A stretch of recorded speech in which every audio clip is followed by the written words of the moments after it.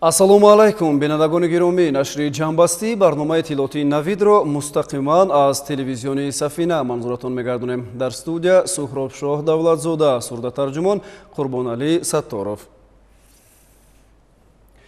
имрӯз президенти ҷумҳурии Тоҷикистон пешвои миллат муҳтарам Эмомалӣ Раҳмон баъди иштирок дар ҳамоиши сарони давлатҳои Осиёи Марказӣ, Иттиҳоди Аврупо ва форуми сатҳи баланд таҳти унвони Осиёи Марказӣ пешорӯи мушкилоти ҷаҳонии иқлим муттаҳидшавӣ барои шукуфоии умумӣ аз шаҳри Самарқанди ҷумҳурии Узбекистон ба ватан баргаштанд.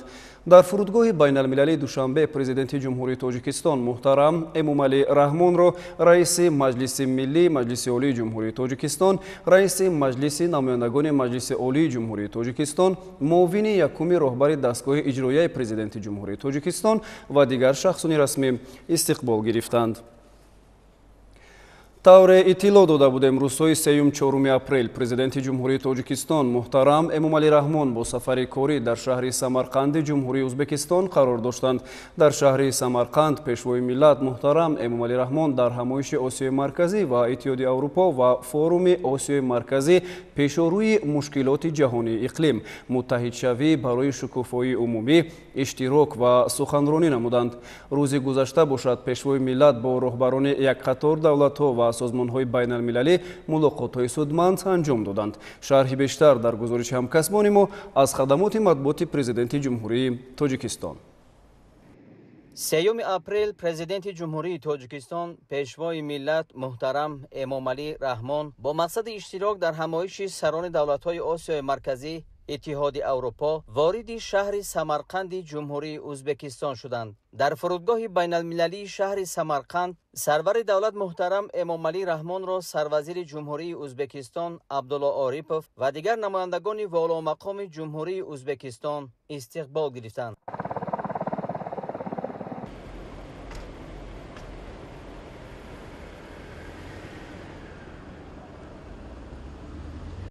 3 апрел дар шаҳри Самарқанд дар ҳошияи ҳамоиши Осиёи Марказӣ ва Иттиҳоди Аврупо президенти ҷумҳурии Тоҷикистон пешвои миллат муҳтарам Эмомалӣ Раҳмон бо президенти шӯрои Иттиҳоди Аврупо Антонио Кошта мулоқот намуданд. дар вохӯри масоили ҳамкории Тоҷикистон ва Иттиҳоди Аврупо баррасӣ гардид. президенти кишвар муҳтарам Эмомалӣ Раҳмон таъкид доштанд ки мо Иттиҳоди Аврупоро аз ҷумлаи шарикони муҳими худ дар арсаи байналмилалӣ медонем.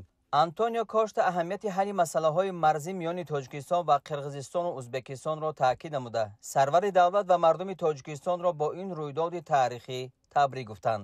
ҷонибҳо оид ба аҳамияти созишномаи тавсияёфтаи шарикию ҳамкории Тоҷикистон ва Иттиҳоди Аврупо ки мувофиқатсозиаш ба марҳилаи ниҳоӣ расидааст, табодули афкор намуданд. истифодаи захираҳои азими табиӣ, гидроэнергетикӣ, ашёи хоми муҳим, зарфиятҳои кишоварзӣ, иқтидори саноатӣ ва транзитии Тоҷикистон барои рушди тиҷорат бо Иттиҳоди Аврупо судбахш арзёбӣ гардид. ҳамкории дуҷониб дар раванди ислоҳот, рушди соҳаи энергетика, таҷдид ва сохтмони иншооти гидроэнергетикӣ намунаи шарикии босубот номида шуд. гуфта шуд ки Тоҷикистон ба ҷалби сармоя ва технологияҳои аврупоӣ дар татбиқи лоиҳаҳои соҳаи энергетика аз ҷумла бунёди нерӯгоҳи обӣ Роғун ва таҷдиди нерӯгоҳи Норак манфиатдор аст. таъкид шуд ки Тоҷикистон дар ҷодаи пешбурди сиёсати иқтисоди сабз бо Иттиҳоди Аврупо ҳамназар аст.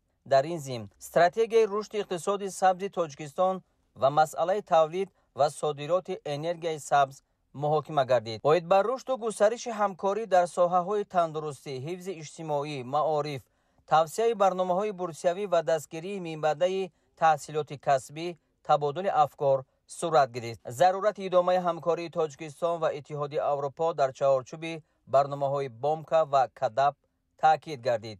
ҳамчунин оид ба афзоиши офатҳои муҳити зистӣ ва паёмадҳои фалокатбори тағйирёбии иқлим дар ҷаҳон ва татбиқи ташаббусҳои ҷаҳонии Тоҷикистон барои ҳалли ин мушкилот гуфтагӯи судманд сурат гирифт.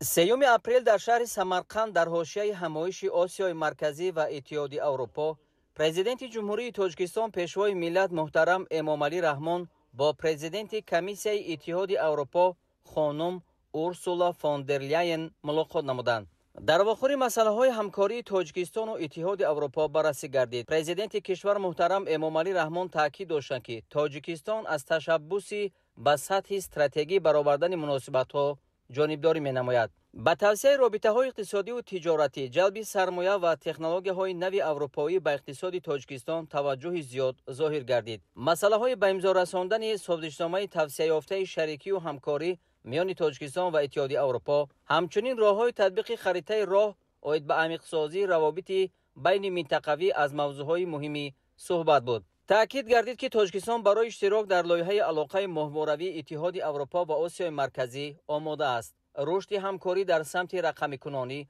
گزارش به حکومت الکترونی و رشد ذهن صنعی مهم دانسته شد. اهمیت استراتژی اتحاد اروپا برای کشورهای آسیای مرکزی، تشبث نوی دروازه گلوبالی و برنامه‌های بسیار ساله ایندیکاتیوی تأکید گردید. در رابطه به حل مشکلات گلوبالی اظهار باور کرده شد که اتحاد اروپا در کنفرانس بین المللی اید به حفظ پدیده‌ها ماه می سال روان در شهر دوشنبه در سطح مناسب اشتراک خواهد کرد.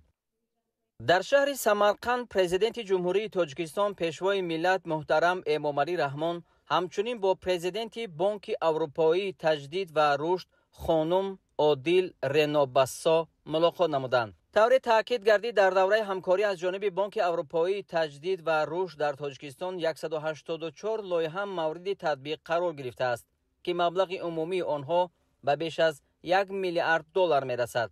این لایحه ها اساساً در سمت‌های تحکیم نظام مالیوی، رشد بخش خصوصی و ساحه‌های نقلیات و انرژتیک تطبیق می‌گردند. لایحه های مربوط به تامین اهالی با آب و بلندبرداشتن سطح خدمترسانی کمونالی از بخش‌های دیگر همکاری تاجیکستان با بانک اروپایی تجدید و رشد ارزیابی گردیده علاقه‌مندی تاجیکستان بر رشد همکاری تاکید شد. سرور دولت محترم امامعلی رحمان سطح همکاری با بانک را بلند ارزیابی نموده اظهار داشتند که تطبیق لایحه‌های مشترک با نظرداشت تأثیر منفی عامل‌های بیرونه به اقتصادیات تاجیکستان در شرایط کنونی بسیار مهم میباشد. ضرورت گسترش همکاری برای ادامه اصلاحات اقتصادی و تاب‌آور نمودن اقتصادیات تاجیکستان به خطرهای امروزه و جلب مبلغ‌های گرانتی و امتیازناک شریکان رشد تأکید گردید. اظهار باوری کرده شد که همکاری تاجیکستان با بانک اروپایی تجدید و رشد در تطبیق لایحه‌های افضلیت‌ناک در دوره روزنامه سبز من بعد تقویت می‌یابد. 3 اپریل در شهر سمرقند در حاشیه همایش آسیای مرکزی و اتحاد اروپا، پرزیدنت جمهوری تاجیکستان پیشوای ملت محترم امامعلی رحمان با پرزیدنت جمهوری ازبکستان محترم شوکت میرزیویف ملاقات نمودند. در واخور وضع و دورنمای مناسبت‌های تاجیکستان و ازبکستان اینچنین مسائل‌های مبرم بین المللی و منطقوی بررسی شد. پرزیدنت کشور ما محترم امامعلی رحمان از سرعت رشد همکاری از جمله در بخش‌های اقتصادی و تجارتی و فرهنگی و گومانیتری اظهار قناعتمندی نمودند. شوکت میرزیویف بار دیگر از تأثیراتشان از شورابینی‌های چند پیش در شهر خوجند برگزار شده یادآور گردیده با جریان و نتیجه‌های آنها بهای بلند دادند. از امضای عهدنامه میان جمهوری تاجیکستان و جمهوری ازبکستان درباره مناسبت‌های همپیمانی اظهار قناعتمندی کرده شده و بار دیگر اهمیت آن در رشد همکاری بین دولتی تاکید گردید. با مسائل گسترش همکاری در بخش‌های گوناگون صنعت، تطبیق امکانات صادراتی و سرمایه‌گذاری و وسعت رابطه‌های بین منطقه‌ها توجه زیاد ظاهر گردید. همچنین اید به دیگر موضوع‌های مورد توجه مشترک گفتگوی سودمند صورت گرفت. 4 اپریل در شهر سمرقند پرزیدنت جمهوری تاجیکستان پیشوای ملت محترم امامعلی رحمان در همایش آسیای مرکزی و اتحاد اروپا اشتراک و سخنرانی نمودند.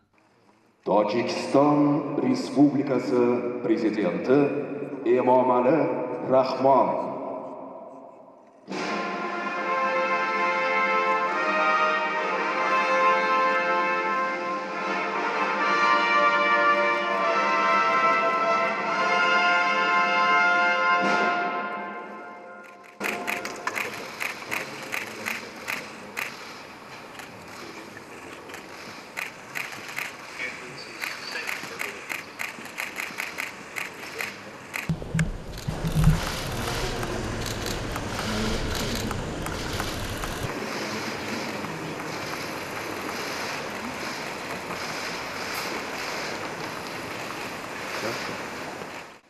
پرزیدنت کشور ما محترم امامعلی رحمان رشد متصل مناسبت‌ها با اتحاد اروپا را در سطح دوجانبه و بسیار جانبه یکی از سمت‌های افضلیت‌ناک سیاست خارجی تاجیکستان نامیدند. تاکید گردید که خریطه راه اوید به عمیق‌سازی روابط میان آسیای مرکزی و اتحاد اروپا سند کلیدی گردیده همکاری بین منطقه‌ای را تنظیم نماید.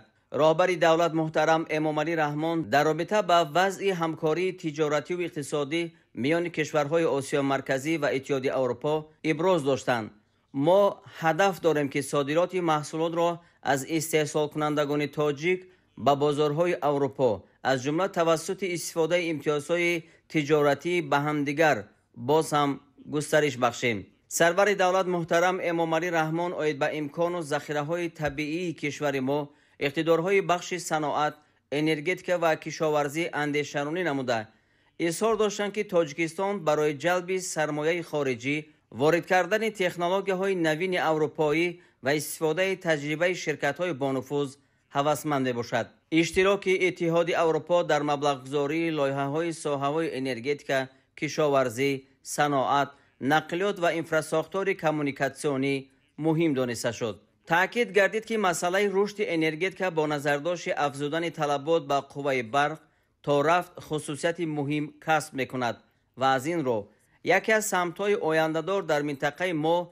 همکاری در ساحه انرژتیک سبز میباشد. برای تاجیکستان بخش انرژتیک یعنی منبع‌های برقرار شونده انرژی که به آن گیدر انرژتیک نیز شامل است، نه تنها برای قانع کردن نیازهای اجتماعی و اقتصادی ملی بلکه برای رشد منبع‌های همکاری منطقوی نیز مهم است.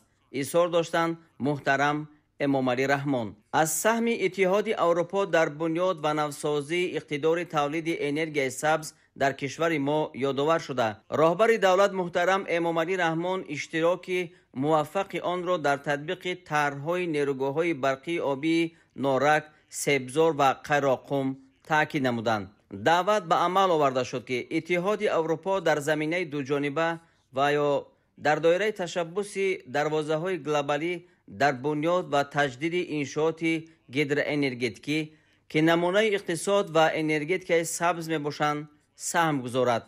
مساعدت اتحاد اروپا در بنیاد انفراستراکچور انتقال نیروی برق به آسیای جنوبی توسط خط انتقال کسهزار بلند ارزیابی گردید. راهبر دولت ما محترم امامعلی رحمان اوید به نقشه های تاجیکستان درباره تا سال 2030 افزایش دادن اقتدار استحصال قوه برق از نیروی آفتاب و شمال تا به 10% تمام استحصال نیروی برق در کشور اندیشرانی نمودند. سرور دولت ابراز داشتند که ما در اساس استراتژی رشد اقتصادی سبز تا سال 2032 استحصال انرژی را در کشور پررا از حساب منبع‌های تجدید شونده به راه مانده تا سال 2037 تاجیکستان را به کشور سبز تبدیل می‌دهیم. از تشبث‌های جهانی تاجیکستان اوید به حل مشکلات گلوبالی از جمله حفظ پریخ‌ها یادآور شده. پرزیدنت کشور تاکید داشتند که در آخر ماه می سال روان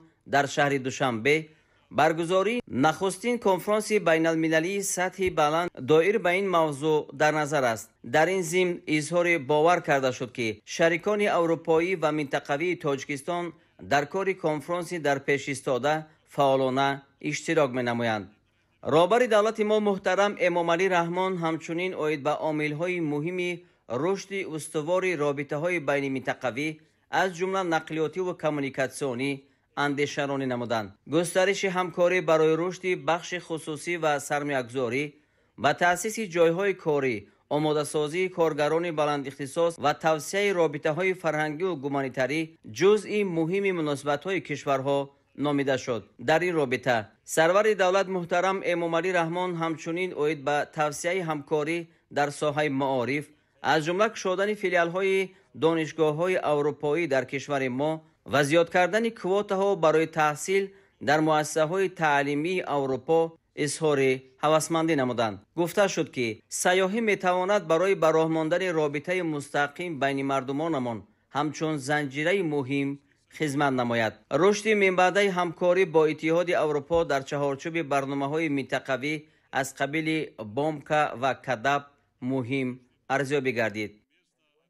4 اپریل در شهر سمرقند پرزیدنت جمهوری تاجیکستان پیشوای ملت محترم امامعلی رحمان در فورум آسیای مرکزی در برابر مشکلات جهانی اقلیم متحدشوی برای شکوفایی عمومی اشتراک و سخنرانی نمودند. سرور دولت محترم امامعلی رحمان اظهار داشتند که جهان امروز با مشکلات تغییریابی اقلیم روبرو است و منطقه ما نیز از این استثنا نیست.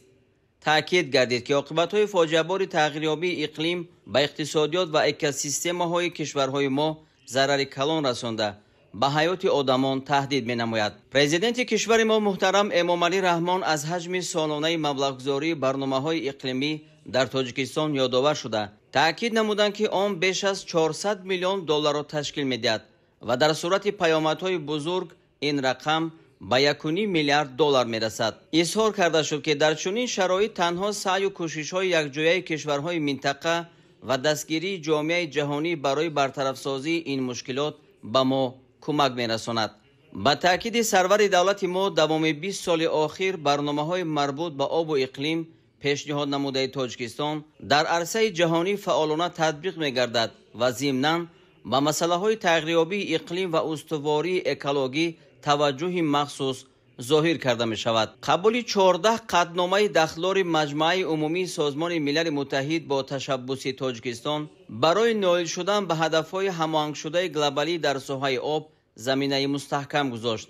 اظهار داشتند پرزیدنت کشور محترم امامعلی رحمان و تاکید نمودند که تشبث‌های جهانی ما اینچنین برای تطبیق هدفها از جمله هدفهای روزنامه رشد استوار برای تا سال 2030 مساعدت نمودند. دوره تاکید کرده شد بین انرژتیک و تغییریابی اقلیم رابطه زیج وجود دارد و رشد انرژتیک سبز میتواند قدم مثبت در راه حفظ اقلیم باشد. ذکر گردید که در تاجیکستان حالا 98% نیروی برق تا سال 2032 پورا به استحصال نیروی برق از منبع‌های برقرار شونده انرژی می‌گذرد. تأکید کرده شد که پریخ‌های تاجیکستان منبع اساسی ذخیره‌های آبی منطقه می‌باشند و 60% آبی آسیا مرکزی در حدود کشور ما تشکل می‌یابد.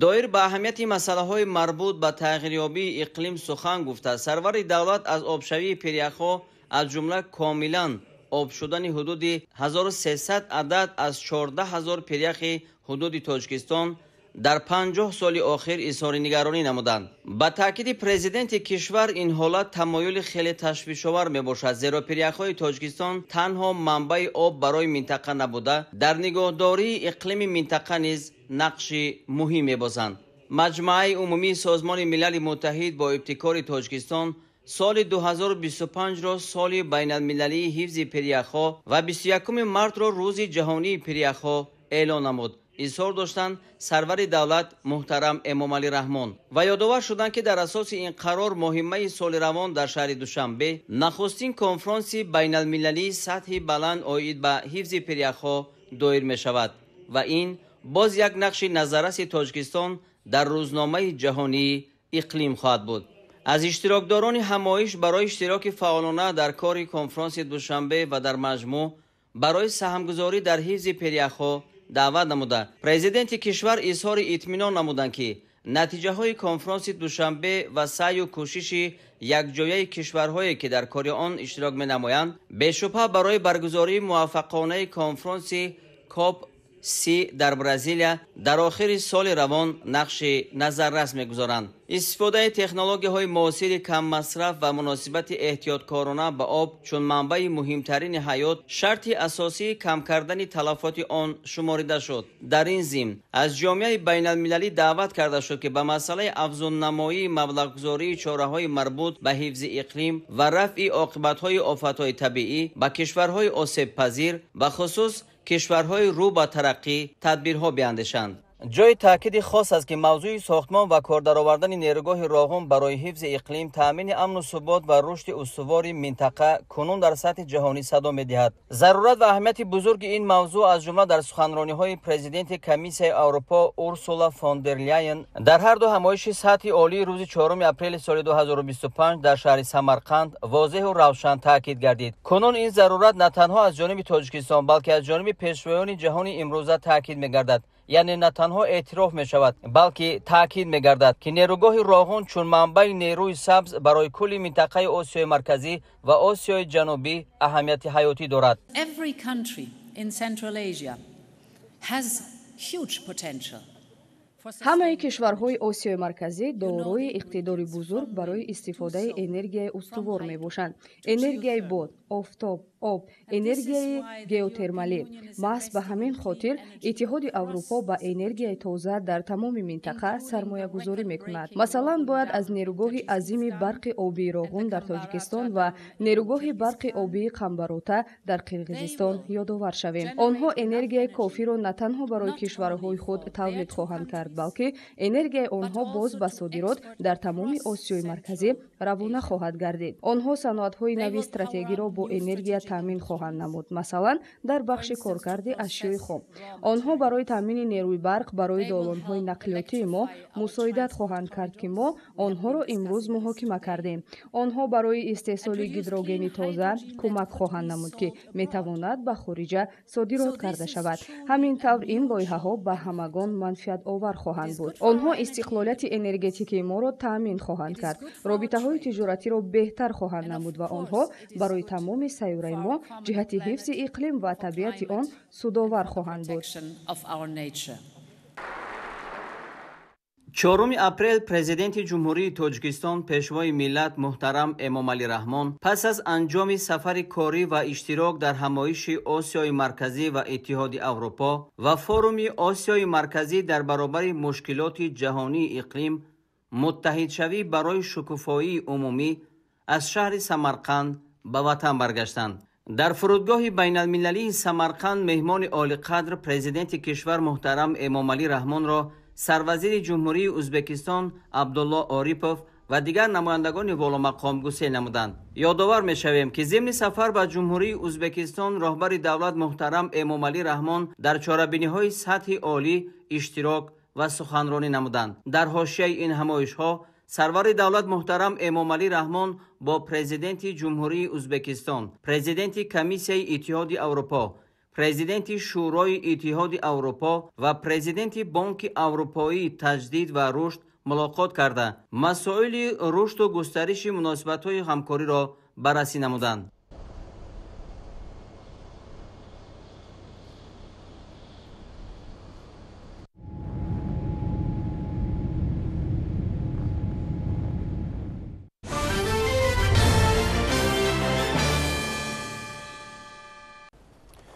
мавзӯи дигар. дар шаҳри Хуҷанд дар ҳошияи таҷлили ҷашни байналмилалии Наврӯз бо иштироки муовини сарвазири ҷумҳурии Тоҷикистон Дилрабо Мансурӣ ва намояндагони воломақоми кишварҳои ҳамсоя ҳамоиши канории сайёҳӣ, муколамаи минтақавии давлатҳои Тоҷикистон, Қирғизистон ва Узбекистон дар мавзӯи Наврӯз қадимтарин мероси фарҳангию сайёҳӣ дар минтақа баргузор гардид. дар ҳамоиш таъкид шуд, ки дар доираи сиёсати дӯстона ва бародаронаи сарони давлати дӯст ҳамкорӣ дар соҳаи сайёҳӣ дар ҳоли рушд буда, баргузории чунин чорабиниҳо барои боз ҳам тақвият бахшидани робитаҳо фазои мусоид фароҳам меорад. дар ҳошияи баргузории чорабиниҳои байналмилалии Наврӯз 2025 дар меҳмонхонаи суғдиёни шаҳри Хуҷанд муколамаи минтақавии кишварҳои Тоҷикистон, Ӯзбекистон ва Қирғизистон доира шуд. муколамаи минтақавии Наврӯз қадимтарин мероси фарҳангиву сайёҳӣ дар минтақа унвон гирифт. дар ин чорабинии муҳими сиёсӣ намояндагони ҳукумати ҷумҳурии Тоҷикистон, вазирони сайёҳии се кишвари бо ҳамдӯсту бародар, роҳбарони ширкатҳои сайёҳӣ, меҳмонхона ва осоишгоҳҳо ширкат варзиданд. У нас большая надежда на то, что это станет большим шагом в новую историю развития туризма трехстороннего. Мы намерены создать комбинированные туры Кыргызстан, Узбекистан, Таджикистан, чтобы турист, приехав в одну страну, сразу мог увидеть несколько стран. Да? И в каждой стране есть своя изюминка. Например, Узбекистан – культурный туризм, Кыргызстан – этнотуризм, Таджикистан – горный туризм. Каждую страну свою изюминку мы хотим сделать и продвигать на международном рынке. Делать общие стенды на международных рынках, такие как ITB Берлин, такие как лондонская выставка и так далее. Во всех стендах делать единые турпродукты. Я думаю, по итогам этих мероприятий, этих встреч мы добьемся максимального результата и выйдем на новую платформу, на новый уровень. муовини сарвазири ҷумҳурии тоҷикистон дилрабо мансурӣ дар бораи мақом ва расму оини устувори наврӯз ҳарф зада изҳор дошт ки ин ҷашн ҳамчун ҷузъи таркибии таъриху фарҳангии мо аз қаъри қарнҳо моро ба таҳкими сулҳу субот муносибатҳои дӯстӣ ва ҳамкорӣ водор месозад. ҳадафи баргузории муколамаи минтақавӣ таҳиии хатсайрҳои муштараки минтақавӣ ҷиҳати ҷалби сайёҳон ва афзоиши гардиши ҷаҳонгардон миёни кишварҳои тоҷикистон, ӯзбекистон ва қирғизистон маҳсуб ёфта, муаррифӣ ва брендикунонии наврӯз ҳамчун рамзи иттиҳод унвон карда шуд. таъкид гардид имрӯз ҳам талошҳои муштараки мо ба истифодаи ҳамаҷонибаи асосҳои башардӯстӣ ва рамзҳои олии ҷашни таърихии наврӯз ба нафъи наслҳои имрӯзаву оянда равона шуданд. имрӯзҳо боз як санаи таърихие буд ки боз шудани гузаргоҳҳо байни ҷумҳурии қирғизистон ва ҷумҳурии тоҷикистон, ин албатта ҳама мешавад ба пешравӣ ба рушди соҳаи сайёҳӣ хеле муҳим мебошад. аллакай баъд аз боз шудани гузаргоҳи гулистон байни ҷумҳурии қирғизистон ва ҷумҳурии тоҷикистон зиёдшавии сайёҳони хориҷӣ ба назар мерасад ва мо масъулини соҳаи сайёҳӣ ҳамеша омода ҳастем ки сайёҳони хориҷиву дохилиро дар сатҳи баланд қабул намоем ва гусел намоем. маҳз баъд аз ман имрӯза форуме ки мо ҷамъомад кардем байни ҷумҳуриҳои ӯзбекистон, қирғизистон мо шартномабандӣ кардем ва ҳамкориро албатта ки вусъат мебахшем. намояндаи ҳукумати ҷумҳурии ӯзбекистон умид шодиев ва намояндаи ҳукумати ҷумҳурии қирғизистон эрденет касимов шартномаи байни ҷумҳурии тоҷикистон, ҷумҳурии қирғизистон ва ҷумҳурии ӯзбекистон дар бораи нуқтаи пайвастшавии сарҳадҳои давлатии се кишвар ба имзо расидаро санади таърихӣ номида, таъкид доштанд ки ин санади муҳим бори дигар дар ҳалли ҳамаи масъалаҳои мавҷуда аз роҳи муколама дар рӯҳии ҳусни ҳамҷаворӣ, ҳамдигарфаҳмӣ, самимият, эҳтироми ҳамдигар ва пост доштани арзишҳои сулҳ нақши муассир хоҳад гузошт. дар идомаи муколамаи минтақавӣ изҳори боварӣ карда шуд ки аз имрӯз эътиборан марзҳои се кишвар ба марзҳои дӯстии абадӣ, ҳамсоягии воқеан нек ва шарикии созанда табдил хоҳад ёфт. ҷонибҳо дастоварди ба дастомадаро азми табиии мардумони се кишвар арзёбӣ намуда, таъкид доштанд ки минбаъд низ дар ин самт саъю талоши муштарак ба харҷ дода мешавад.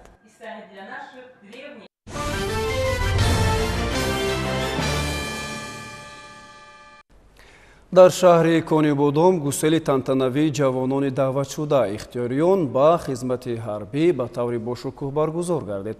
зикр шуд ки сол то сол дар шаҳр сафи довталабон ва ихтиёриён хизмати ҳарбӣ аз ҳисоби ҷавонони бонангу номузиёд мегардад. имсол низ дар ҷараёни даъвати баҳорӣ ҷавонон бо нерӯи созанда, ифтихор аз ватан ва бо дили гарм озими хизмати ҳарбӣ шуданд. ба муносибати гусели гурӯҳи аввалини наваскарон ба сафи қувваҳои мусаллаҳи ҷумҳурии тоҷикистон дар майдони исмоили сомонии шаҳри Конибодом ҷамъомади тантанавӣ баргузор гардид. дар ҷараёни он роҳбарияти мақомоти иҷроии ҳокимияти давлатии шаҳр, корхонаву ташкилот ва муассисаҳо, гурӯҳи калони ҷавонони фаъол, варзишгарон, гирандагони идорори президентӣ ва хонандагони таълимгоҳҳо ширкат намуданд. иҷрокунандаи вазифаи раиси шаҳр Даврон Зоҳидзода аз таърихи ташкил ва ташаккули қувваҳои мусаллаҳи кишвар таҳти роҳбари пешвои миллат, президенти мамлакат, сарфармондиҳи олии қувваҳои мусаллаҳи ҷумҳурии Тоҷикистон муҳтарам Эмомалӣ Раҳмон ва кунун фароҳам будани шароитҳои мусоид ҷиҳати адои сарбаландонаи хизмати аскарӣ дар қисмҳои низомӣ ёдрасӣ намуда, хизмат дар сафи қувваҳои мусаллаҳро мактаби ҷавонмардиву шуҷоат ва қарзи фарзандии ҳар як ҷавони ба ору номус маънидод кард ва ба навъаскарон дар адои қарзи шаҳрвандӣ барору комёбиҳо орзу намуд. раиси шӯрои собиқадорони ҷангу меҳнати шаҳр бобои яке аз даъватшудагон ва наваскар Икромҷон Исмоилов дар навбати худ хизмат ба ватанро яке аз муҳимтарин мактаби обутоб ва қарзи ҳар ҷавонмард арзёбӣ намуда, таъкид ба амал оварданд ки аскарӣ далериву ҷасурӣ ва ҷавонмардии ҳар нафари бонангу номусро талаб менамояд. бо хоҳиши худам ба хизмати қувваҳои мусаллаҳи ҷумҳурии Тоҷикистон рафта истодаам. ба ҷавонмардҳои ҷумҳурии Тоҷикистон мехоҳам ки бо хоҳиши худ ба мисли мо ба қувваҳои мусаллаҳи ҷумҳурии Тоҷикистон раванд. бо хоҳиши худ ба сафи қувваҳои мусаллаҳи ҷумҳурии Тоҷикистон омадам ки қарзи худамонро дар назди модар ватан адо карда ва ҳамаи ҷавонҳои ҷумҳурии Тоҷикистонро мегӯям ки ҳамаашон ба қувваҳои мусаллаҳ омада бо хоҳиши худ сарбаландона хизмати модар ватанро адо намоянд. дар анҷом бо барномаи рангини иборат аз таронаҳои ватандӯстонаву оҳангҳои дилнишин аҳли фарҳанги шаҳр табъи ҳозиринро болида гардониданд.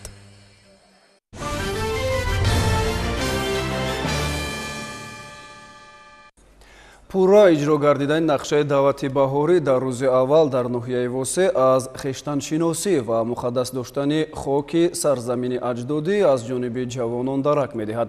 ин матлаб зимни баргузории маросими гусели наваскарон ба сафи қувваҳои мусаллаҳи ҷумҳурии Тоҷикистон баён гардид. дар ҳамоиш гуфта шуд ки ҳимояи ватан, манфиатҳои давлат, таҳкими истиқлоли давлатӣ ва иқтидори мудофиавии он вазифаи муқаддаси ҳар шаҳрванд дониста мешавад. ин ҷавонони далеру шуҷои ватан рӯзи даъвати баҳории ҷавонписарон барои адои қарзи шаҳрвандӣ хизмати ватан модар инҷо сафор ҳастанд. рӯзи даъватшаванда даъвати баҳории ҷавонписарон ба сафи қувваҳои мусаллаҳи ҷумҳурии Тоҷикистон дар ноҳияи восе ан ҳамин тавр дар қисми ҳарбии 13483 вазорати мудофиаи ҷумҳурии Тоҷикистон мустаққар дар ин ноҳия бо тантана доир гардид. даъватшавандагон тавре аз чеҳраҳои онҳо айён буд, бо рӯҳияи баланди ватандӯстона ибрози андеша намуданд ки онҳо ба синни даъватӣ расиданд ва барои адои қарзи шаҳрвандӣ ин рӯзро интизор буданд. ман Абдулҳақзода Сунатуллои Ҳабибулло аз ҷамоати Худои Раҷаб деҳаи Пишони Боло ва бо хоҳиши худ имрӯз ба сафи қувваҳои мусаллаҳи ҷумҳурии Тоҷикистон даъват шудам ва омад ва хизмати ҳарбии сола ҳаст онро ба итмом расонам ва мехоҳам баҳри мамлакат марзу кишварам содиқона хизмат кардам ва аз падару модарони худам ва дигаронро муҳофизат кунам. шӯру фарзандамро ки ба хизмати қувваҳои мусаллаҳи ҷумҳурии Тоҷикистон равон мекунам. мехоҳам ки сарбаландона хизмати ватанро адо кунаду ба пеши падару модар соҳ саломат биёяд. ихтиёран ба хоҳиши худаш дар коллеҷи тиббӣ мехонад. дар ҳамоиши идона бахшида ба рӯзи даъватшаванда барои гусели наваскарон роҳбарони мақомотҳои ҳифзи ҳуқуқ, мудирони бахшу шӯъбаҳои дастгоҳи раиси ноҳия, намояндагони ташкилотҳои ҷамъиятӣ, волидони даъватшавандагон иштирок намуданд. дар чунин муҳити идона дар маърузаи раиси ноҳияи восе қайд карда шуд ки хизмати ватан модар барои ҳар як ҷавонмарди ватандӯст ифтихор ва боиси сарфарозӣ мебошад ва хушбахтона дар қатори дигар шаҳру ноҳияҳои кишвари маҳбубамон Тоҷикистони азиз ҷавонони ноҳияи восе ҳам имрӯз бо дили гарму мери беандоза омодагии худро барои хизмати ватан модар нишон доданд. ҳамин аст ки нақшаи даъвати баҳории ҷавонписарон ба сафи қувваҳои мусаллаҳи ҷумҳурии Тоҷикистон дар ҳамин рӯз иҷро гардид. баъди баромадҳои расмӣ дар ҳузури иштирокчиён ба даъватшавандагоне ки курсҳои касбу ҳунаромӯзиро хатм намуданд ба онҳо шаҳодатномаи хатм супорида шуданд. дар ҳамин муҳити идона маросими расми ниёгонамон ҳангоми гусели аскарӣ иҷро карда шуд. чорабинии рӯзи даъватшаванда бо намоиши барномаи рангини консертӣ ҷамъбаст гардид. гузориши хоҷа Назрив, Худойназар Зуҳуров аз ноҳияи восе барои барномаи иттилоотии Навид.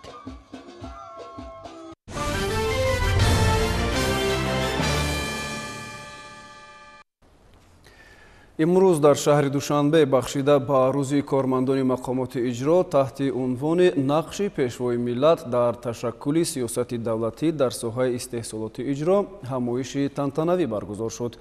гузориши ҳамкорони мо дар ин хусус. кормандони хадамоти иҷроӣ назди ҳукумати ҷумҳурии Тоҷикистон бо баргузории як чорабинии тантанавӣ аз рӯзи иди касбӣ истиқбол карданд. дар ҳамоиш роҳбарият, собиқадорони соҳа ва кормандони хадамоти иҷро иштирок намуданд. сардори хадамоти иҷроӣ назди ҳукумати ҷумҳурии Тоҷикистон Аҳтам Абдуллозода иброз дошт ки дар давоми таъсис ва фаъолияти хадамоти иҷро аз ҷониби ҳукумати кишвар дастгирӣ ёфтани tashabbusҳои хадамот ба таҳким ва такмили заминаҳои меъёрию ҳуқуқӣ ва ташкилию инфраструктури соҳа мусоидат карда сифати иҷрои санадҳои судӣ, санадҳои мақомоти давлатӣ ва шахсони мансабдор ба маротиб баланд гардида ин самти фаъолият давра ба давра ташаккул ёфта ба талаботи замони муосир мутобиқ гардонида шуда истодааст. роҳбарият ва кормандони хадамот аз рӯзҳои аввали дастёбии хадамот баҳри баланд бардоштани фаъолият ва иҷрои санадҳои судӣ, санадҳои мақоми давлатӣ ва шахсони мансабдор кӯшиш ба харҷ медиҳанд. қайд кардан ба маврид аст ки соли 2025 соли тақвияти фаъолияти хизматӣ ва баланд бардоштани нишондиҳандаҳои корӣ дар хадамоти иҷрои назди ҳукумати ҷумҳурии тоҷикистон эълон гардидааст ва дар ин замина санадҳои меъёриқӣ такмил ва фаъолияти минбаъдаи хадамот баланд бардошта мешавад. итминони комил дорам ки кормандони хадамот расидан ба ҳадафҳои гузоштаи худ ҷиҳати баланд бардоштани сифати иҷрои санадҳои судӣ, санадҳои мақомоти давлатӣ ва шахсони мансабдор, инчунин ҳифзи ҳуқуқ манфиатҳои қонунии шаҳрвандон давлат чораи муассир меандешад. гуфта шуд ки бо мақсади таъмини иҷрои муқаррароти санадҳои меъёрии ҳуқуқии дахлдор аз тарафи гурӯҳи корӣ баҳри бартараф кардани мушкилоти ҷойдошта ҷиҳати ҳарчи зудтар гузаштан ба рақамикунонии соҳаи истеҳсолоти иҷро тадбирҳои муассир андешида шуда истодааст. дар идомаи баргузории чорабинии роҳбарони як қатор мақомоти дахлдор ва собиқадорони соҳа вобаста ба дастёбии хадамоти иҷрои назди ҳукумати ҷумҳурии тоҷикистон ҳамчун мақоми ваколатдори давлатӣ дар соҳаи истеҳсолоти иҷро нақши пешрӯи миллат дар ташаккули заминаҳои меъёрии ҳуқуқии соҳаи истеҳсолоти иҷро ва масъалаҳои муҳими соҳаи истеҳсолоти иҷро дар даврони соҳибистиқлолӣ дастовардҳо ва мушкилот маърузаҳо карданд. аз тарафи роҳбарияти хадамот ба собиқадорони соҳа барои хизматҳои арзанда ва гузоштани саҳми муносиб дар татбиқи босамари сиёсати давлатӣ дар соҳаи истеҳсолоти иҷро сипоснома ва тӯҳфаҳои хотиравӣ супорида шуд.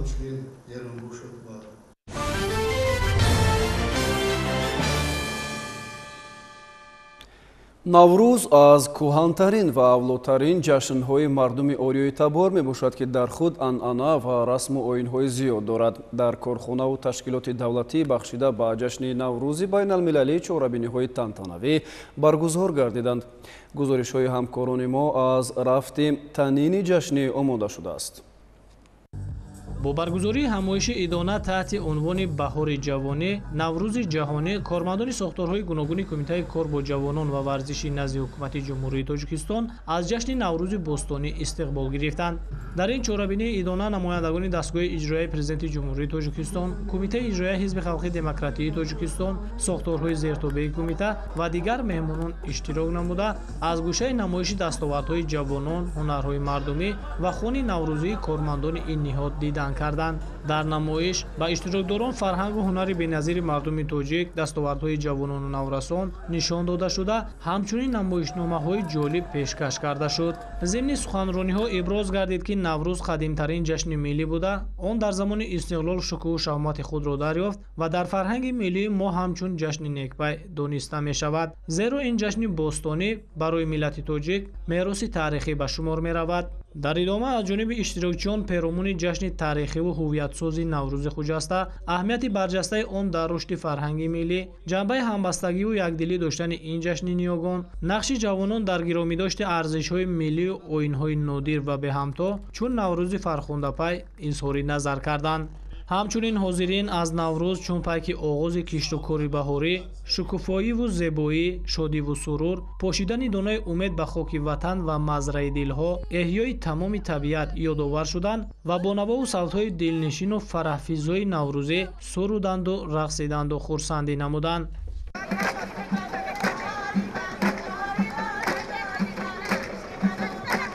дар чорабинии мазкур роҳбарият кормандони хадамоти алоқаи назди ҳукумати ҷумҳурии тоҷикистон ва сохторҳои зертобаи он, инчунин операторони алоқаи мобилӣ иштирок намуданд. пеш аз оғози чорабинӣ дар саҳни бинои хадамоти алоқа намоиши дастархони наврӯзи байналмилалӣ иборат аз 7 син ва 7 чин пешниҳод карда шуд. ҳамчунин дар як гӯшаи махсус намоиши ҳунарҳои мардумӣ ҳам ташкил гардид. боиси зикр аст ки барои беҳтарин дастархони наврӯзӣ озмуни дарёфти ҷоми сардори хадамоти алоқа эълон шуд.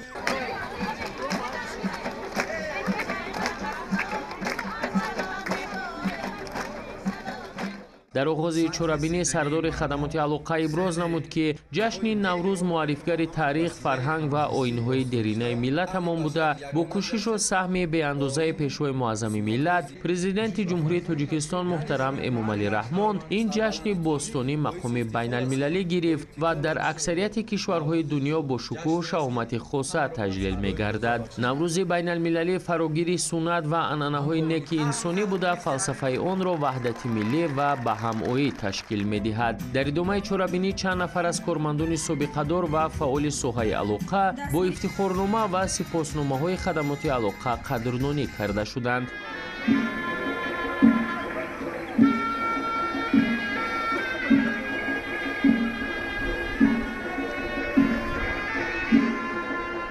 дар интиҳои чорабинӣ барномаи рангини фарҳангӣ иборат аз суруду мусиқӣ пешниҳод гардида ҳозирин дар зери оҳангҳои зебою дилнишин рақсу шодӣ намуданд.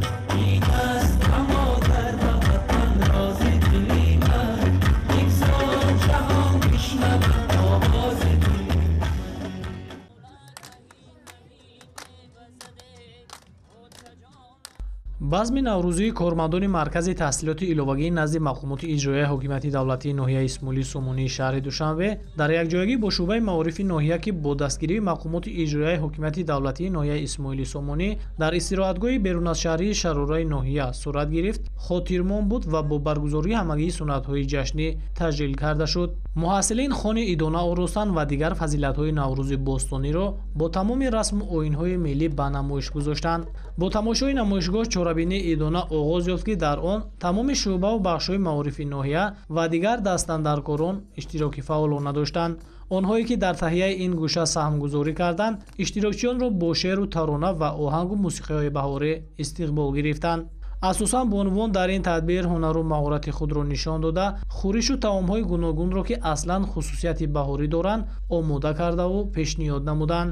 зимни суханони табрикотӣ роҳбарияти мақомоти иҷроияи ҳокимияти давлатии ноҳияи Исмоилӣ Сомонӣ наврӯзро аз ҷашн ва суннати қадимаи мардуми тоҷик арзёбӣ намуда ҷаҳонишавии онро натиҷаи заҳмату талошҳои роҳбарияти ҳукумати мамлакат ва арзишҳои асливу волои он маънӣ дод карданд.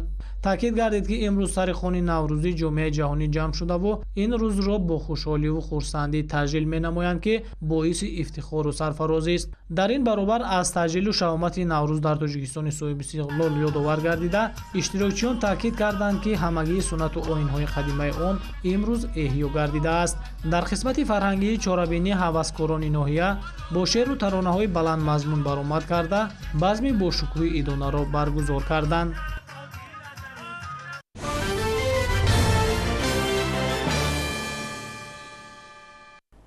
донишгоҳи давлатии омӯзгории Тоҷикистон ба номи Садриддин Айнӣ бо гирифтани зиёда аз 8000 хол дар радабандии муассисаҳои олии таълимии ҷаҳон дар соли 2025 байни 422 муассисаи таҳсилоти олӣ ҷойи 8-умро сазовор гардида дар радабандӣ аз ҷумҳурии Тоҷикистон мавқеи аввалро соҳиб шуд. нуфузи муассисаи олии таълимии кишварро муассисаи радабандии муассисаҳои таҳсилоти олӣ Higher Education Ranking шӯрои сифат ва арзёбии таҳсилоти олӣ ки қароргоҳаш дар Туркия мебошад, пас аз санҷишу таҳлилҳои самтҳои гуногуни фаъолияти 422 муассисаи олии таълимии 55 давлати ҷаҳон тартиб додааст. баҳодиҳии радабандӣ аз рӯи 25 самти фаъолияти донишгоҳ аз ҷумла сифати таълим, ҳамкории байналмилалӣ, иқтидори илмӣ, идоракунӣ, устуворӣ, масъулияти иҷтимоӣ, навоварӣ, аккредитатсияи байналмилалӣ, табодули академии донишҷӯёну устодон, иҷрои нақшаи қабули довталабон, фаъолият дар шабакаҳои иҷтимоӣ, фазои мусоид барои анҷоми корҳои илмӣ, омӯзишу таълими забонҳои хориҷӣ, дастрасӣ ба таҳсилоти ройгон, квотаи президентӣ, маъюбон ва духтарон санҷида шуда, ҳар як меъёр бо холҳои муайян баҳо дода шудааст. имрӯз ҳамаи омӯзгорону кормандони донишгоҳ муаззаф гардиданд ки дарсҳои лексионии худро тариқи шабакаҳои иҷтимоӣ маҷозӣ кунонанд ки ин бошад яке аз самтҳои асосии рақамикунонии маориф мебошад ки дар арсаи байналмилалӣ баҳогузории асосӣ аз нигоҳи касбӣ ба ҳамин самт равона гардидааст ва ин ҳам бошад аз тарафи муассисаи радабандӣ зери таваҷҷӯҳи хоса қарор дода шудааст ки яке аз холҳои муайяни баландтаринро донишгоҳ маҳз аз ҳамин ҳисоб соҳиб гардидааст. бояд гуфт ки дар таърихи соҳиб истиқлолӣ дар байни муассисаҳои таҳсилоти олии ҷумҳурии тоҷикистон бори нахуст яке аз донишгоҳҳои мамлакат соҳиби холи баланд дар ин радабандӣ гардида ба даҳгонаи беҳтарин муассисаҳои олии таълимии ҷаҳон ворид шуд. яъне ин яке аз дастовардҳои бузурги соҳаи маориф дар тоҷикистон мебошад. донишгоҳи давлатии омӯзгории тоҷикистон тавонист ки бо пешниҳод намудани дастовард иқтидори мавҷуда аз ҳисоби докторон, профессорон ва ҳама дастовардҳо дар тамоми самтҳои дар донишгоҳ фаъолияткунанда дар зинаи ҳаштум қарор гирифта бошад. ёдовар мешавем ки дар ин радабандӣ муассисаҳои таҳсилоти олии давлатҳои гуногуни дунё аз ҷумла кишварҳои аврупоӣ, Туркия, Канада, Арабистони Саудӣ, Кореяи Ҷанубӣ, Таиланд, Амороти Муттаҳидаи Араб, Миср, Африқои Ҷанубӣ, кишварҳои Осиёи Марказӣ ва дигар давлатҳо ворид шудаанд. бояд гуфт ки афзоиши дастовардҳо дар соҳаи маориф натиҷаи таваҷҷӯҳи ҳукумати ҷумҳурии Тоҷикистон, хоса пешвои миллат муҳтарам Эмомалӣ Раҳмон нисбат ба ин соҳа мебошад.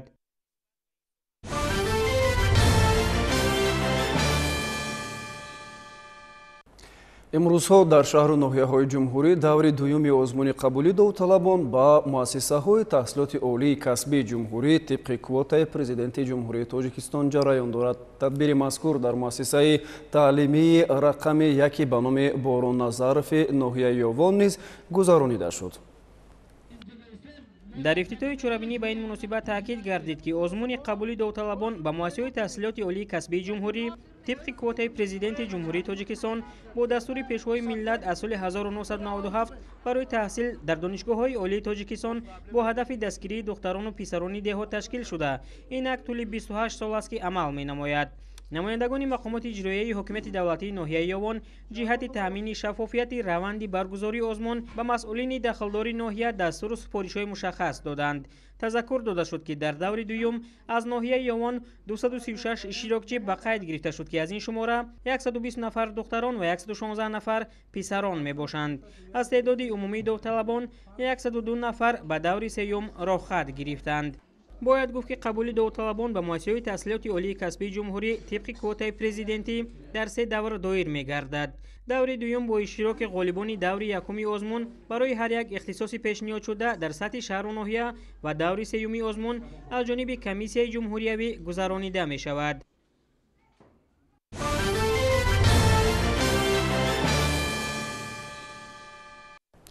имрӯз дар муассисаи давлатии маркази дарёфт ва рушди истеъдодҳои ноҳияи Шоҳмансури шаҳри Душанбе даври ноҳиявии озмуни забондонӣ ҷаҳондонӣ оғоз гардид. дар ин даври озмун зиёда аз 150 хонандаи муассисаҳои таҳсилоти миёнаи умумии ноҳия иштирок карданд. озмуни забондонӣ ҷаҳондонӣ хонандагони муассисаҳои таҳсилоти миёнаи умумии ноҳияи Шоҳмансури шаҳри Душанбе оғоз гардид. зикр карда шуд ки озмуни мазкур бо қарори раиси шаҳри Душанбе муҳтарам Рустами Эмомалӣ бо мақсади иҷрои барномаи давлатии такмили таълим ва омӯзиши забонҳои русӣ ва англисӣ дар ҷумҳурии Тоҷикистон барои даврае то соли 2030 ба роҳ монда мешавад. ба иттилои масъулин озмун дар байни хонандагони синфҳои 5, 8 ва 9, 11 муассисаҳои таҳсилоти миёнаи умумии шаҳри Душанбе ва литсею гимназияҳо аз фанҳои забони тоҷикӣ, русӣ ва англисӣ роҳандозӣ гардидааст. озмуни мазкур бо мақсади ҳавасмандгардонии хонандагон ба забономӯзӣ, сайқал додани заковат, малакаи забондонӣ, инкишофи зеҳнӣ ва ҷаҳонбинии хонандагон, дарёфт ва муаррифии истеъдодҳои нав дар ин самтҳо баргузор мегардад. озмун дар доираи се забони тоҷикӣ, русӣ ва англисӣ дар 2 рӯз, рӯзи якум бахши хаттӣ ва рӯзи дуюм бошад бахши назариявӣ гузаронида мешавад. ғолибони даври ноҳиявии озмуни шаҳрии забондонӣ ҷаҳондонӣ бевосита роҳхат ба даври шаҳрии озмуни шаҳрии забондонӣ ҷаҳондониро сазовор мегарданд. طبق نظامنامه آزمون از روی شرط‌های مهارت سخنوری با 3 زبان، اسه با 3 زبان، قرائت شعر با 3 زبان، املای درست کلمه و متن، ترجمه، پیشنهاد متن بدیعی زبان توجیکی به زبان‌های روسی و انگلیسی گذرانیده می‌شود. таъкид гардид ки омӯхтани забонҳои хориҷӣ дар замони муосир хеле муҳим буда барои дастрас ва аз худкунии маълумоти зарурӣ оид ба самтҳои мухталиф аз ҷумла илму фарҳанг тартиби самаранок истифодабарии техникаву таҷҳизотҳои навин мусоидат менамояд. омӯзиши забонҳои хориҷӣ муҳим буда баргузории чунин озмунҳои маърифатӣ ба рушди тафаккури зеҳнӣ ва ҷаҳонбинии ҷавонон мусоидат менамояд.